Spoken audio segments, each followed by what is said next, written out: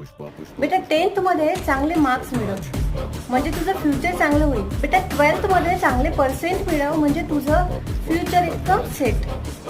चांगली डिग्री मिळवशील तरच चांगली नोकरी मिळेल.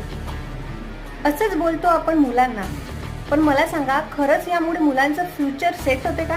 खरं आयुष्य तर या डिग्री नंतर सुरू होतं.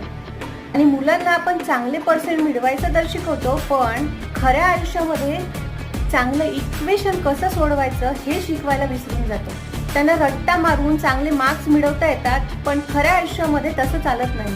त्यासाठी त्याला त्याचं पोटेन्शियल लागते, चांगली एनर्जी लागते आणि इमोशन्सला कंट्रोल करता आलं पाहिजे. मुलांच्या रिपोर्ट्सला चांगले मार्क्स मिळवण्यापेक्षा आयुष्यामध्ये आयुष्याचा लेवल कसा वाढवायचा हे जर शिकवायचं असेल तर तुम्ही तुमच्या मुलांना 21 दिवसांचं ट्रेनिंग नक्की द्या.